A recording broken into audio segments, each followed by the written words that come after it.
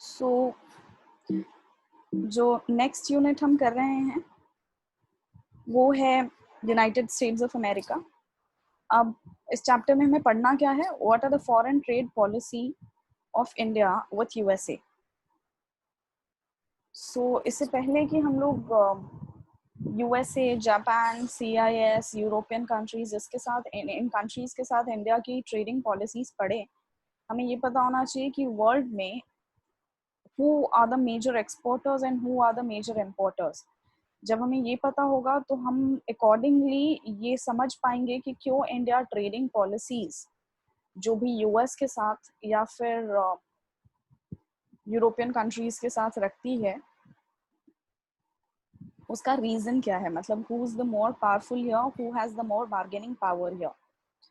सो world की जो largest exporters हैं, सबसे पहले तो नो डाउट चाइना है। This could be a wild guess as well by everyone कि China would be one of the leading exporters. दूसरी है यूनाइटेड स्टेट्स, यूएसए। तीसरी है जर्मनी, जो कि एक यूरोपियन यूनियन के अंदर आती है। यूरोपियन यूनियन में जो 27-28 नेशंस हैं उनके अंदर आती है।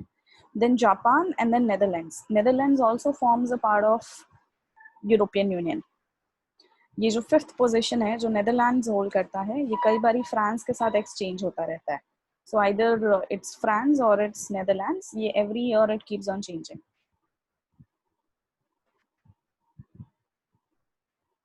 Next, which are the world's largest importers. Import करने वाली कौन सी कंट्रीज हैं? चाइना एक्सपोर्टिंग में तो नंबर 1 है, but USA is leading when it comes to importers. Next is China, जितना वो एक्सपोर्ट करती है उतना सामान उसको raw material, ships, inputs, capital technologies, ये सब बाहर से चाहिए भी होती हैं ताकि वो अपने एक्सपोर्ट को या मैन्युफैक्चरिंग को इतना एनहांस कर सके। The next is Germany. Germany European Union nation है। Japan and then France. France is also European Union nation. So आप देखिए कि वर्ल्ड के लार्जेस्ट एक्सपोर्टर्स में और इम्पोर्टर्स में यूएसए, चाइना के अलावा यूरोपियन यूनियन का भी एक काफ़ी मेजर रोल है प्ले करने का। अब हम पढ़ते हैं यूएसए के बारे में। So before we start about USA, what are those items जिसमें यूएसए जो है एक्सपोर्ट करता है गुड्स, उसके ज़्यादातर एक्सपोर्टेड गुड्स जो वो अपने देश से दूसरे देशों में भेजता है, वो गुड्स कौन से हैं? वो हैं कैपिटल गुड्स। किस तरीके के कैपिटल गुड्स? जैसे transistors, aircraft, motor vehicle parts, computers, technology equipments etcetera. Microsoft USA की कंपनी है, of course computers and its parts would form a part here. इसके अलावा जो वर्ल्ड में 2 मेजर एयरप्लेन्स हैं, एयरप्लेन्स की कंपनी है, एक बोइंग और दूसरी एयरबस। एयरबस तो फ्रांस की है, but Boeing is a USA company. So of course aircraft में यूएसए एक्सपोर्ट करता है बहुत सारा। नेक्स्ट, ऑर्गेनिक केमिकल्स भी यूएस एक्सपोर्ट करता है। ऑटोमोबाइल्स एंड मेडिसिन भी करता है। वो कौन से गुड्स हैं जो यूएसए दूसरे देशों से अपने यहाँ मंगाता है? सो उसमें इंडस्ट्रियल सप्लाईज हैं, ऑटोमोबाइल्स हैं जो जर्मन ऑटोमोबाइल्स वगैरह मंगाता है वो। देन टेक्सटाइल, यूएसए बहुत सारा टेक्सटाइल जो है वो इम्पोर्ट करता है। Medicine and furnitures etcetera. अब इससे पहले कि हम trading policies of India with other nations पढ़े और इस चैप्टर में स्पेसिफिकली विद यूएसए पढ़े, it's important to understand what are the various kinds of trade deals that take over place in the world. So broadly 6 type के trade deals होते हैं जो हो सकते हैं। पहला, trade and investment framework agreement. इस अग्रीमेंट में जो 2 नेशंस होती हैं या 3, 4, 5, 6 जितने भी 2 और मोर नेशंस होती हैं, उनके बीच में ट्रेडिंग को लेकर और एक दूसरे के कंट्री में इन्वेस्टमेंट को लेकर कुछ अग्रीमेंट्स होते हैं। दूसरा, बायलैटरल इन्वेस्टमेंट ट्रीटी। यहाँ पर बाई यानी देयर आर 2 और मोर कंट्रीज इन्वॉल्व्ड, और इसमें इन्वेस्टमेंट आप मेरे नेशन में कितना इन्वेस्टमेंट करेंगे, फॉरेन डायरेक्ट इन्वेस्टमेंट या फिर फॉरेन इंस्टीट्यूशनल इन्वेस्टमेंट करेंगे, और मैं आपके नेशन में कितना। So that's what is bilateral investment treaty. Then is preferential trade agreement. What is a PTA? Preferential trade agreement में होता है कि आपके कंट्री को मैं प्रेफरेंस दूंगा ट्रेड करते वक्त। प्रेफरेंस इन द सेंस, मुझे जब भी कोई भी गुड्स को इम्पोर्ट करना होगा तो I would give a preference to getting it imported from your country if it is available and not to others. So that's called as preferential trade agreement. So trading करते वक्त हम दूसरे country से ऊपर आपको प्रेफरेंस देंगे। ये जो होता है ये काफ़ी डेंजरस हो जाता है कई बारी करना, क्योंकि हो सकता है कि मैंने जिनके साथ प्रेफरेंशियल ट्रेड एग्रीमेंट किया है वो जो गुड्स हैं मुझे शायद महंगा दे रहे हैं, whereas there are other countries who are ready to give me the same quality goods at a cheaper price, but because I have signed a PTA with them, I'll have to go with them. So इसलिए countries usually refrain from signing PTAs with each other. Free trade agreement में जो tariff होता है, जो import export tariff होता है, वो almost negligible या निल हो जाता है. So there's free trade which takes place, yani without any taxes or duties. So this is also something that countries refrain from signing in, क्योंकि इसकी वजह से क्या होता है कि आप इम्पोर्ट ड्यूटीज़ वेव ऑफ कर देते हैं, ऑलमोस्ट नेग्लिजिबल हो जाता है. और बहुत सारी ऐसे कंट्रीज़ होती हैं जो आपके कंट्री में गुड्स जो हैं वो डंप करना शुरू कर देती हैं. डंप करना मतलब एक्सेस प्रोडक्शन जितना भी हो रहा है, जैसे चाइना करता है अपने बहुत सारे गुड्स इंडिया में डंप या फिर अपने नेबरिंग कंट्रीज़ में डंप, इतने सस्ते रेट में इतनी क्वांटिटीज़ में भेज देता है कि डोमेस्टिक मैन्युफैक्चरर्स जो हैं, डोमेस्टिक या लोकल मैन्युफैक्चरर्स जो हैं, they are waived off from the competition. Next is comprehensive economic partnership agreement, CEPA. Comprehensive economic partnership agreement free trade और प्रेफरेंशियल ट्रेड एग्रीमेंट से भी बड़ा फॉर्म होता है. यहाँ पर सिर्फ हम ट्रेड को लेकर नहीं, but there are other things like investment policies, like environmental issues, like defense, इन सारी चीज़ों को लेकर भी हम अग्रीमेंट करते हैं. ये भी कंट्रीज को आपस में इंडल्ज करने से पहले काफ़ी सोचना पड़ता है, because this a very inclusive type of agreement. Next is common market. अब ये सबसे ज़्यादा, ये जो 6 आपने आपके स्क्रीन पर आपको दिख रहा है ट्रेड डील्स, इन 6 में से जो सबसे ज़्यादा कॉम्प्लेक्स ट्रेड डील होता है वो होता है कॉमन मार्केट. यानी कि जिनके बीच में भी वो अग्रीमेंट साइन हुआ है वो 2 नोशंस की तरह ट्रीट ही नहीं होंगे, 4-5 नेशंस की तरह ट्रीट ही नहीं होंगे. They would be treated like one common market. So there would be one currency which would run in all those countries. There would be no taxes. There would be no visa regimes. So ये होता है common market, जैसे कि European union देख रहे हैं आप. ये जो टाइप्स ऑफ ट्रेड डील्स हैं ये ऊपर से नीचे जाने में और ज़्यादा कॉम्प्लेक्स होता रहता है. लीस्ट कॉम्प्लेक्स है टीफा, फिर BIT, then PTA, then FTA, फिर CEPA, and then common market is the most complex one. So complex का मतलब it becomes very riskier for the countries to get indulged into, है ना. अब India और US के trading policies का थोड़ा सा बैकग्राउंड देखते हैं. 1995 के अराउंड जो टोटल 2-वे ट्रेड था दोनों कंट्री के बीच में, यानी इंपोर्ट एक्सपोर्ट मिलाकर, वो कुछ $11 बिलियन था सिर्फ. और पिछले 15 सालों में 2019 में it was recorded to be $150 billion. So just look at the times, the number of times it has increased from 11 billion to $150 billion. So it's a billion. So it's a huge amount. काफी grow हुआ है the two-way trade between US and India. And I'll tell you, there's a major advantage here. There is a major interest that lies in trading with USA, that of India. और वो interest क्या है? India के जितने भी trading partners हैं, उन सारे में USA is the only developed country जिसके साथ India enjoys a trade surplus. Trade surplus का मतलब USA is the only developed country. जितने भी developed countries के साथ इंडिया ट्रेड कर रहा है, उनमें USA इकलौता ऐसा कंट्री है जिसके साथ इंडिया का ट्रेड सरप्लस, यानी कि इंपोर्ट्स जो हैं वो एक्सपोर्ट्स से कम है.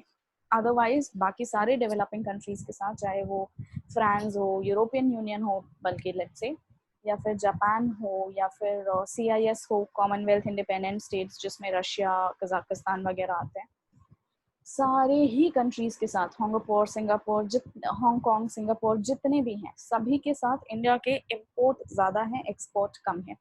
जबकि इंडिया के लिए फेवरेबल सिचुएशन क्या होगी कि एक्सपोर्ट जो है वो इम्पोर्ट से ज़्यादा हो, क्योंकि ट्रेड का या इन्वेस्टमेंट का जो मेजर ऑब्जेक्टिव होता है वो ये होता है कि हम अपने फॉरेन एक्सचेंज रिजर्व्स को बढ़ा सकें। और फॉरेन एक्सचेंज रिजर्व तो बढ़ेगा तभी जब आप माल बेचेंगे ज़्यादा और खरीदेंगे कम। So USA is the only developed country जिसके साथ India enjoys a trade surplus, and that trade surplus is huge. That's $23 billion. That's $23 billion according to 2019 survey reports. So that's the reason ये जो नमस्ते ट्रम्प का campaign होता है, या आप देखते हैं कि दोनों स्टेट्स के बीच में, दोनों कंट्रीज के बीच में जो विजिट्स होते हैं ये इतने ज़्यादा होते हैं, because India is interested in having a good trading, a favorable trading policy with USA. मैं बार बार ऐसा क्यों बोल रहा हूँ कि सारे नेशंस में, सारे डेवलप्ड नेशंस में US is the only country with which India enjoys a trade surplus, because ऐसा नहीं है कि इंडिया का ट्रेड सरप्लस और कंट्रीज के साथ नहीं है, बट वो सारे कंट्रीज जिनके साथ इंडिया का ट्रेड सरप्लस है वो डेवलपिंग नहीं है, वो डेवलप्ड नहीं है, वो या तो डेवलपिंग है या फिर अंडर डेवलप्ड है। अब डेवलपिंग और अंडर डेवलप्ड का क्या फ़ायदा होता है, क्या डिफरेंस होता है? जब हम फॉरेन एक्सचेंज रिजर्व्स की बात करते हैं तो हमारे फॉरेन एक्सचेंज रिजर्व्स में जो डेवलप्ड कंट्रीज होंगे उनके रिजर्व्स के बढ़ने और अंडर डेवलप्ड या डेवलपिंग कंट्रीज के रिजर्व्स के बढ़ने में बहुत डिफरेंस होगा। उनके जो रिजर्व्स की वैल्यू होगी, करेंसी की वैल्यू होगी, चाहे हम कितना ही सरप्लस एंजॉय कर रहे हों, वो वैल्यू ज़्यादा नहीं होगी। वेराज अगर हम डेवलप्ड कंट्रीज, अगर हमारे पास यूएस डॉलर्स, पाउंड, यूरोज ये ज़्यादा हैं, तो फिर हमारे फॉरेन एक्सचेंज रिजर्व्स में जो भी सरप्लस है वो एक्चुअली में कुछ अमाउंट, कुछ पावर होल्ड करता है। So let's look at the status of the trading policies between India and USA. India has always had issues with US. Issues, what kind of issues? Trading policies issues. अब ऐसा नहीं है कि India, USA का सिर्फ India के साथ ही trading policy issues रहा है, उसका चाइना के साथ और यूरोप के साथ भी रहा है। और चाइना और यूरोप के साथ ओवर द इयर्स जितना severe trading issues, trade policy issues रहे हैं, इंडिया के साथ रादर उतने बुरे नहीं है। इनफैक्ट यूएसए का चाइना के साथ अभी सिर्फ कोविड टाइम में नहीं, उससे पहले भी इतना ज़्यादा ट्रेडिंग इश्यूज थे कि India was really looking forward कि चाइना जो भी एक्सपोर्ट करता है यूएसए में, उस गैप को, because of the poor policy between these two countries, उस गैप को इंडिया फिल अप कर सके। Now is that possible? No, to a major extent no, because India lags in a lot of infrastructural developments.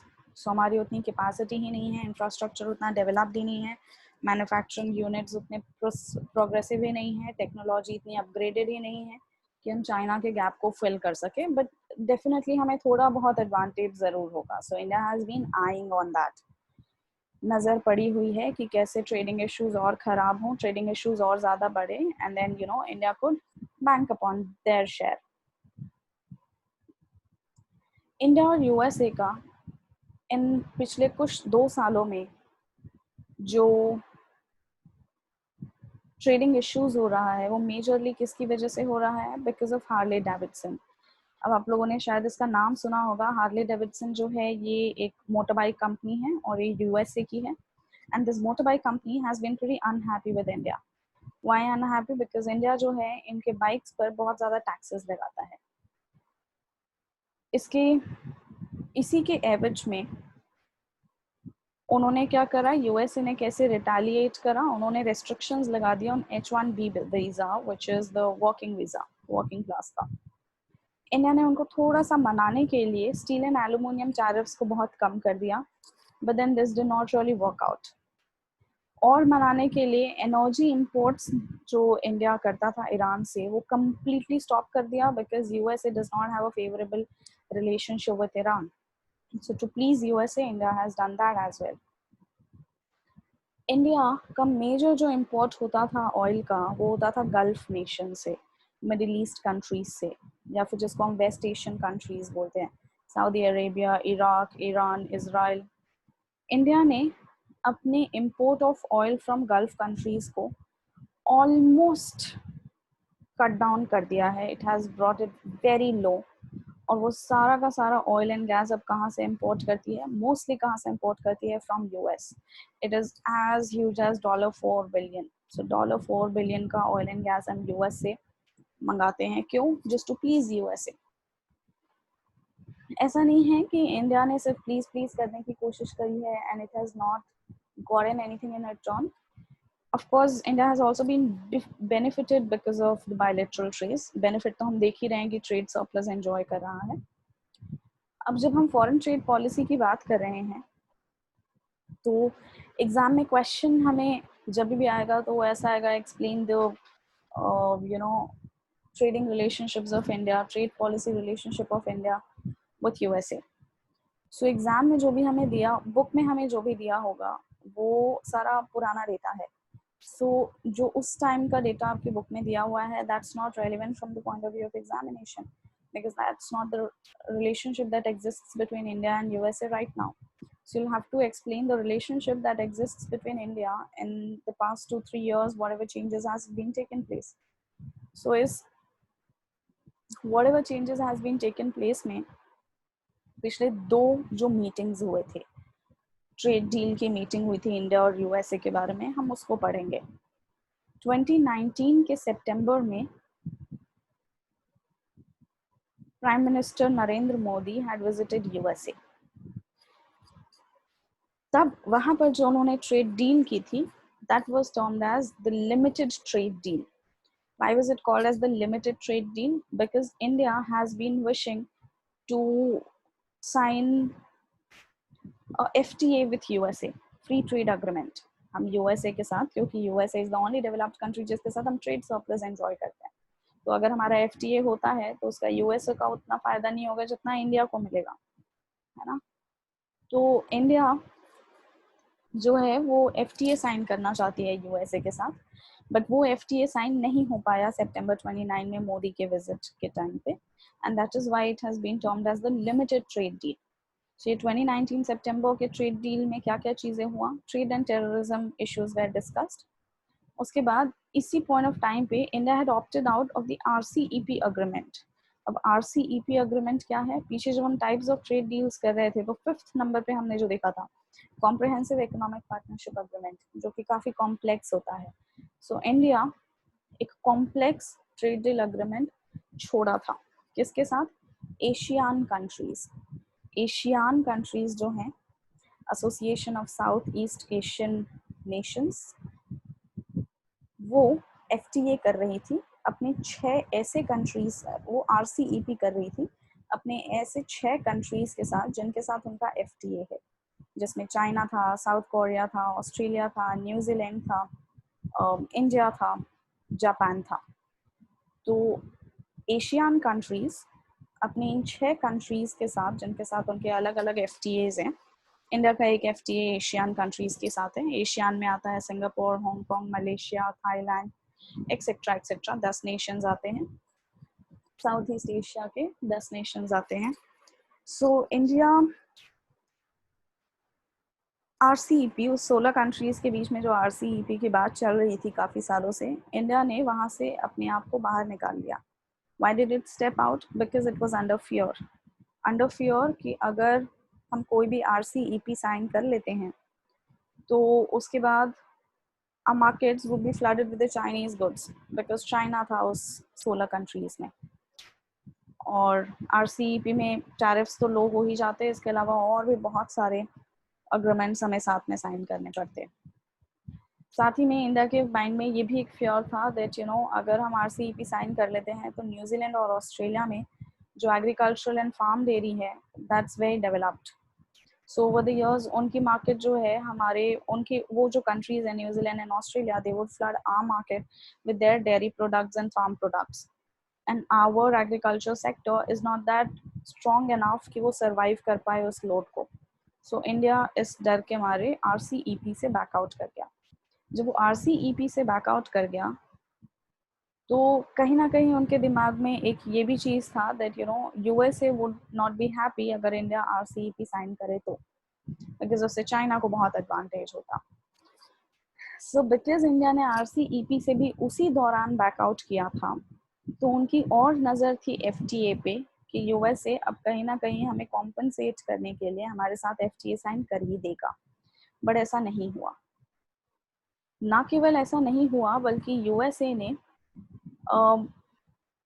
जो GSP benefits होते हैं, GSP हुआ generalize system of preferences, US की ना 119 countries की list है जिनको वो कुछ ना कुछ प्रेफरेंसेस देता है, जिनसे वो टैरिफ जो है, चार्जेस जो है, ड्यूटीज जो है, टैक्सेस जो है, ऑलमोस्ट जीरो लेता है, जीरो या फिर लो टैरिफ रेट्स पर 119 कंट्रीज को ये बेनिफिट देता है।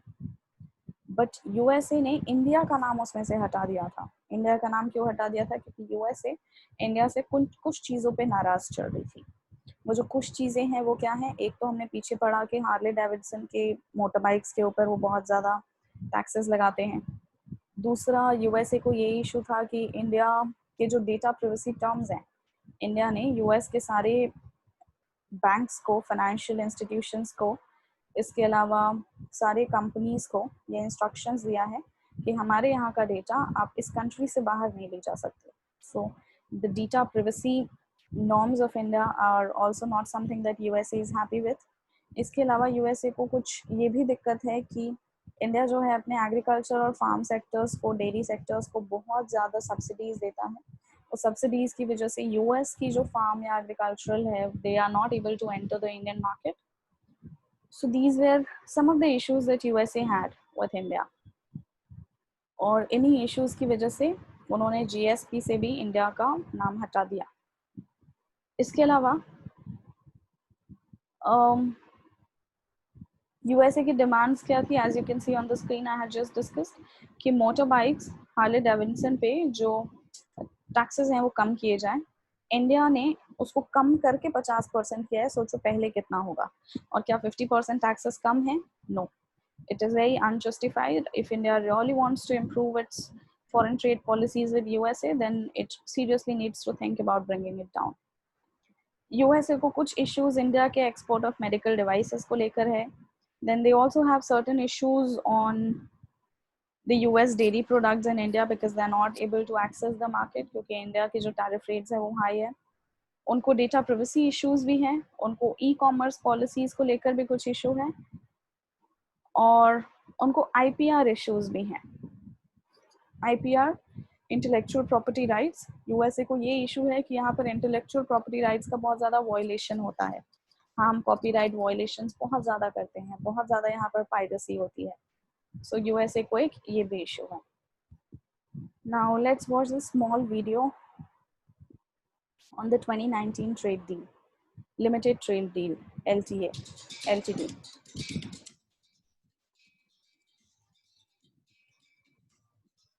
India and the US are engaged in talks to iron out thorny issues that have dogged trade relations between the two countries. Both countries are discussing terms of a limited trade deal. The deal was expected to be announced during Prime Minister Narendra Modi and US President Donald Trump's bilateral meeting in New York on September 24th. India's Foreign Secretary Vijay Gokhale has said the issues are complex as the package involves industries and jobs on both sides. Gokhale said that India is looking for a fair and reasonable trade deal in which our request for market access is secured while also addressing the trade deficit issue raised by the United States. Significant progress has been made between the two sides in a trade deal amid narrowing differences between both sides.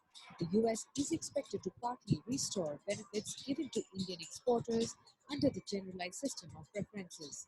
Under the GSP program, certain products are given duty-free access to the US market. Trump had withdrawn the GSP benefits from June 5, 2019, after determining that India has not assured the US that it will provide equitable and reasonable access to its markets. The limited or interim trade agreement, when signed, could give concessions for US dairy items, pharmaceutical products such as stents and knee implants, and information and communication technology products. The Trump administration has repeatedly said that it wants lowering of duties on several products, including Harley Davidson motorbikes. The US also wants India to review its decision to cap prices on medical devices such as knee implants. The US is also pressing India to review its recent e-commerce policy and the Reserve Bank of India's insistence on financial services companies to restore data in local servers.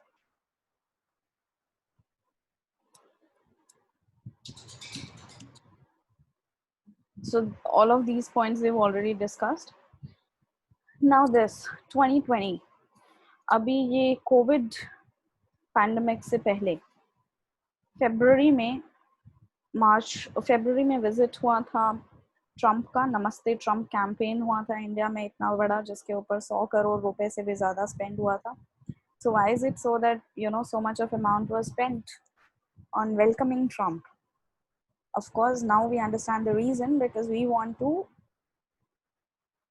India wants to please the USA government so that they signs FTA with us, so that they get ready to sign FTA with us. क्या ऐसा हुआ? क्या वो इतने खुश हुए कि वो FTA साइन करके चले गए नमस्ते ट्रम्प कैंपेन से? नो. कुछ एग्रीमेंट्स उन्होंने जरूर साइन किए, but they said that we should save the big deal for future. So while leaving India, he announced that we should save the big deal, yani FTA, for the future. They did not sign it, and India was really hoping to sign that deal. So ये saving the big deal कहते हैं इसको, rather than जैसे पिछला वाला limited trade deal कहलाया, वैसे ही ये saving the big deal. 2020 February visit में उन्होंने क्या क्या agreement sign किए इंडिया के साथ? Defense equipment from US worth $3 billion, including advanced American military equipment, MX-60 Romeo helicopter जो world की best होती हैं, ये सारी चीज़ें हमने खरीदी.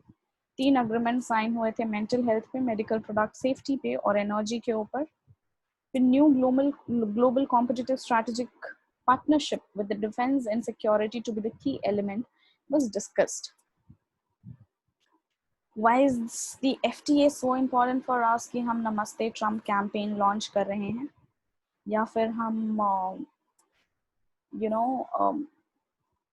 यूएसए को इतना प्लीज करने पे, यूएसए गवर्नमेंट को इतना प्लीज करने पे लगे रहते हैं? Because India backed out of RCEP इन नवंबर. जब RCEP, जो कि उसको Asian Nations plus other 5 countries के साथ साइन करना था, इंडिया बीइंग द 16th, तो इंडिया ने एक लार्ज इंटीग्रेटेड मार्केट का दरवाजा अपने लिए बंद कर दिया.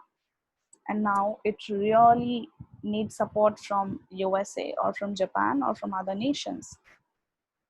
सो अब इंडिया जब तक अलग से सेपरेट फ्री ट्रेड अग्रीमेंट्स के साथ नहीं इंडल्ज करेगा विद डिफरेंट नेशंस, चाहे वो यूरोपियन यूनियन हो, चाहे वो अमेरिका हो, चाहे वो UK हो, चाहे वो CIS नेशंस हो, जापान हो, जब तक ये ट्रेड अग्रीमेंट्स में, सेपरेट ट्रेड अग्रीमेंट्स में अब नहीं खुद को इंडल्ज करेगा, India will not be able to tap a sizable portion of the global market. Also, because of the global economic slowdown, जो कोरोना वायरस की बात नहीं बल्कि अदरवाइज भी जो स्लो डाउन हो रखा है 2015 से, ग्लोबल इकोनॉमिक स्लो डाउन हो रखा है सारे वर्ल्ड में. सभी जगह जो FDIs हैं वो रेड्यूस हो चुके हैं, सभी जगह जो इन्वेस्टमेंट पॉलिसीज हैं that has been brought down. So उसकी वजह से जो ग्लोबल इकोनॉमिक स्लो डाउन चल रहा है 2015 की वजह से, उसकी वजह से भी it's important for India to diversify and strengthen its bilateral relationships with the other nations. Problems in India US trade deal क्या क्या है जो हम डिस्कस कर चुके हैं? Disagreement over tariffs of Harley Davidson. Subsidies, उनका एक मुद्दा ये है कि इंडिया बहुत ज़्यादा सब्सिडीज देता है अपने फार्म और डेयरी सेक्टर को. इंडिया जो है continuously intellectual property rights, copyright violations करता है. डेटा प्रोटेक्शन इश्यूज भी हैं उनको, आपके जो डेटा प्राइवेसी नॉर्म्स हैं इंडिया के, that's not acceptable to them. And then access for the agricultural and dairy produce जो उनको नहीं मिल रहा because of the subsidies given. Critical issues क्या हुए हैं करंटली इंडिया और USA के बीच में? जो इंडिया का नाम USA ने हटा दिया फ्रॉम GSP, प्रेफरेंशियल लिस्ट जो थी उनकी, उससे जो हटा दिया, जिसमें 119 कंट्री मौजूद है, लेकिन they removed us. So imagine where does USA place us to be, right? That it can accommodate for 119 countries of the world, but not India. शुरू में तो इंडिया ने रिटेलिएट करने की कोशिश करी by imposing higher tariffs on certain American imports, जैसे कि almonds, fresh apples, and phosphoric acid. But then, it gave up eventually, and then it started to please USA by importing oil from them, and then by reducing the steel and aluminum tariff on them. What should be the strategy that India should be adopting to improve its trading relationship with USA? So, the experts say that India should begin with the low hanging fruit. Low hanging fruit का मतलब low hanging fruit का मतलब वो फल जो नीचे लटके होते हैं, पहले उनको तोड़ा जाता है ना. So this is what is meant here, that जो फैसिलिटीज आप यूएस को इजीली दे सकते हैं ना, जो देने में ज्यादा कंसर्न्स नहीं है, ज्यादा इश्यूज नहीं है, start with it. For instance, आप हार्ले डेविडसन के ऊपर जो 50% टैक्सेस लगा रहे हैं उसको कर दीजिए reduce. Bring it down to as much as the other motorbikes companies are giving. Let them deal competitively. Let them operate in a competitive market. जैसे यूएसए के जो इश्यूज हैं डेटा प्रिवेसी के, let them utilize the data. आप certain data को restricts कर दीजिए which shouldn't be shared, and उसके अलावा जो other data है that could be allowed to be shared. आप अपने कॉपीराइट वायलेशंस, आईपीआर को लेकर स्ट्रिंजेंट हो सकते हैं, स्ट्रिक्टर हो सकते हैं. सो अगर आप थोड़े बहुत भी जो एक्सेसिबल हैं, जो इंडिया कर सकती है, जैसे subsidies on dairy and farm नहीं रिड्यूस कर सकता India currently, it can not afford to reduce it.